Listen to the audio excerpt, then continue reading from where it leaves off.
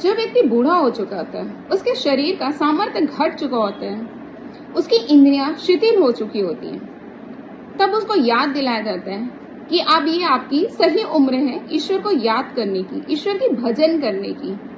और घर के बाकी लोग उस माता या पिता को घर का एक कोना पकड़ाते हैं और उसको एक कुर्सी देते हैं और बोलते हैं, अब माता जी आप यहीं बैठ के ईश्वर की उपासना करो, माला डुलाओ। लेकिन आप सोचिए, जिसने पूरा जीवन ईश्वर को नहीं याद किया, क्या वो बुढ़ापे में ईश्वर की भक्ति कर सकता है? जबकि बुढ़ापा एक ऐसी अवस्था होती है कि व्यक्ति चलने में भी असमर्थ हो जाता है, खाने में भी असमर्थ होता है, वह पूरे तरीके से दूसरों पर निर्भर होता है। तो क्या ऐसे समय में ईश्वर की उपासना की जा सकती है? क्या ईश्वर की भक्ति की जा सकती है, जब घर के बाकी लोग भी यही कहते हैं कि अब तुम किसी काम के नहीं रह गए हो, ना घर के हो ना दुकान के हो, अब तुम बस ईश्वर की भक्ति करो। तो ऐसा नैरेटिव समाज में बनाया गया है। मतलब बूढ़े व्यक्ति को इसी दृष्टिकोण से देखा जाता है कि अब ये सही अवस्था है ईश्वर को याद करने की। और जब व्यक्ति युवा अवस्था में होता है, अपने यौवन को प्राप्त होता है, तो उसको कहा जाता है कि भाई अभी तेरी उम्र है भोगों को भोगने की। और देखा भी जाता है कि आज युवा वर्ग के लोग बहुत तेजी से भोगों को से भोग रहे हैं। खाने में इतना उनका ध्यान रहता है कि एक दिन खाना उन्हें स्वयं खाने लगता है। उनको लगता है मैं कितना ज्यादा घूम सकूं, मैं कितना से ज्यादा भोगों को भोग सकूं। और एक दिन भोगते भोगते वह बहुत ही कम अवस्था में रोगी हो जाता है, बीमार हो जाता है। लेकिन समाज में एक अलग ही नैरेटिव है, एक अलग ही दृष्टिकोण चल रहा है कि युवावस्था में व्यक्ति सिर्फ भोगों को भोग सकता है, चाहे वह रूप का भोग हो, चाहे गंध का भोग हो, चाहे स्वाद का भोग हो।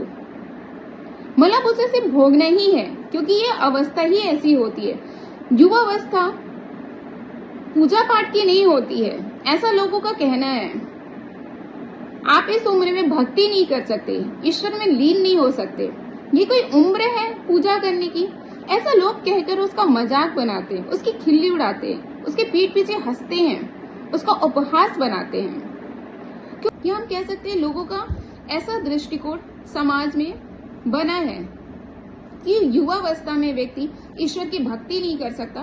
भक्ति करना तो सिर्फ एक बुढ़ापे का काम होता है, भक्ति करना बुढ़ापे में आता है।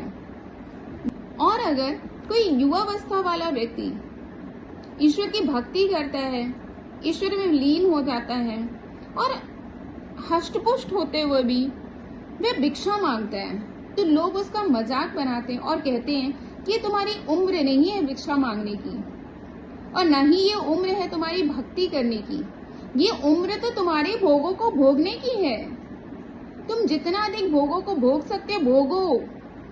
और ऐसा समाज में देखा भी जाता है, लोग आज भोगों को भोग रहे हैं और इतना भोग रहे हैं कि भोग उन्हें खुद ही भोगने लगता है।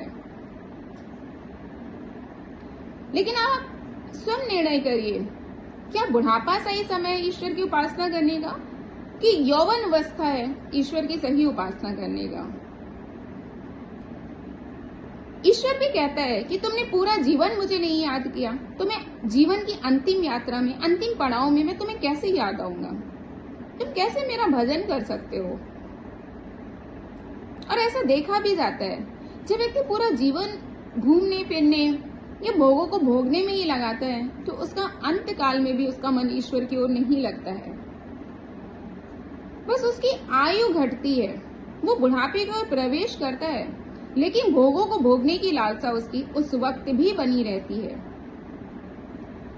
उस वक्त भी उसका ईश्वर में मन नहीं लगता। लेकिन नैरेटिव समाज में यही फैला हुआ है कि जो युवावस्था वाला व्यक्ति है वो तीर्थ यात्रा में नहीं जा सकता, वो ईश्वर की भक्ति नहीं कर सकता। और जब व्यक्ति के पोते हो जाते हैं, नाती पोते वाला हो जाता है, तब उसको बोला जाता है कि माता जी अब आप जाओ तीर्थ यात्रा में, अब ये सही उम्र है आपकी तीर्थ यात्रा की। और अगर आप गए तो ठीक है, और अगर आप जाके वापस नहीं आए तो और अच्छी बात है। ऐसा आज बच्चों का ऐसा सोच है। अब आप स्वयं विचार करिए कि भक्ति करने की सही उम्र क्या होती है। बुढ़ापा होती है कि युवावस्था होती है?